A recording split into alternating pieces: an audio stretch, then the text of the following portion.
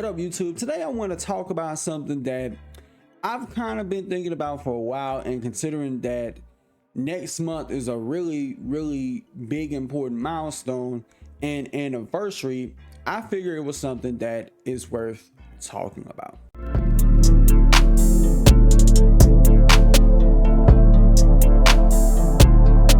A full 7 years I've been on this platform, and I know what somebody could be thinking. Wait, you've been doing YouTube 7 years and you only got 1,600 subs to show for it? I could see people say, oh, you should pack it up, blah blah blah. I want to go back in time real quick. The reason why I feel as that I only have just a little over 1,600 subs is mostly because I didn't know what the heck I was doing when I started doing this many years ago, back in 2017, December 2017. I made a video, first video, which y'all may have re-seen it on my channel before. All I did was give some commentary. I forgot what the name of the video was exactly, but just me talking over some gameplay that I recorded in Share Factory on the PS4. And if anybody is still subbed to me after all that time, I greatly appreciate you, even if it is just a few people. And it's like from that point on, like 2017 to 2020, up till the COVID pandemic, I really did not know what I was doing on this platform. I was kind of lost. Like I was kind of like a deer in headlights, to be quite blunt with you. Because you have an idea of what you want to do, but you may not, know if people will gravitate towards it.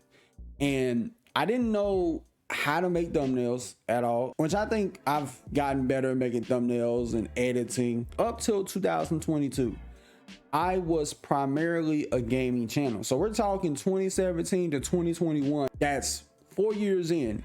And I really didn't know what I was doing or have an idea of what I was doing until 2020, when I had a video talking about The Last of Us 2 leaks.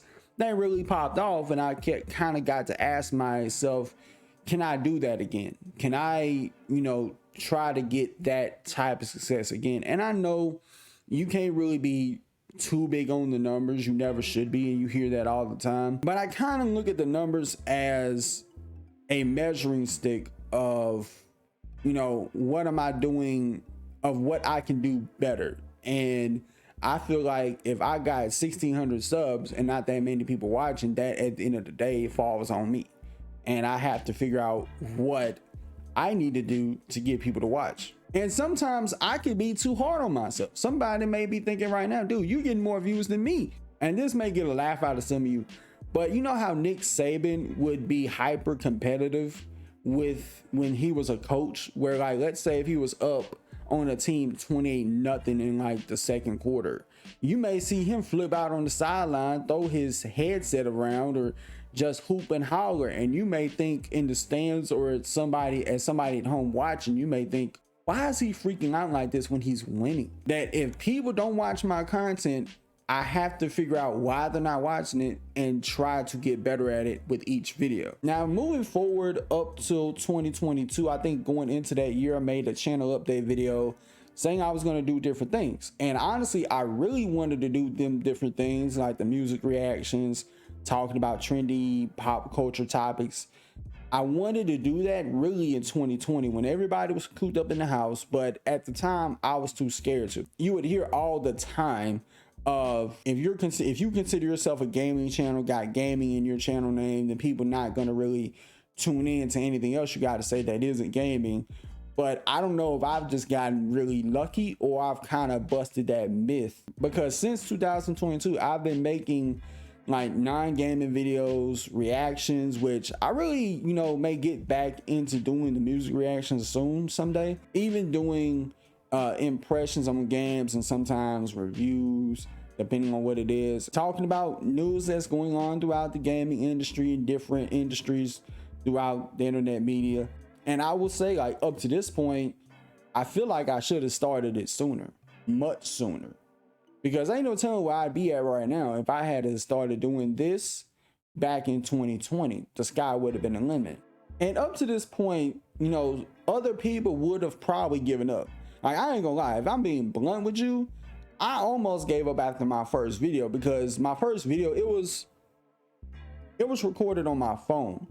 And I remember I uploaded it straight to YouTube. I didn't edit nothing. And I got mad that it didn't get views at the time.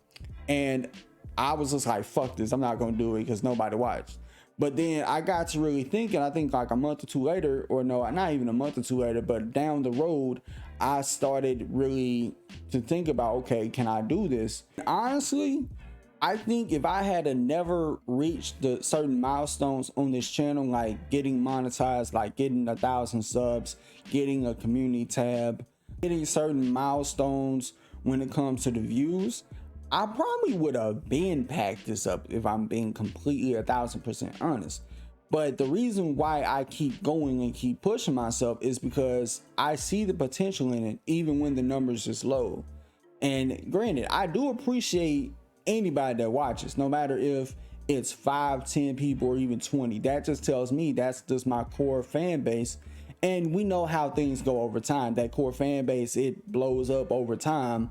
So much so to the point you may have some trolls come at you and say, oh, you only got 20 views on your last video. But then let's say you get big, and by the time you done made it and, you know, get to the point where you're doing this full time, you only got 20 views, or you only got 2,000 views or 20,000 views, and your channel's this big.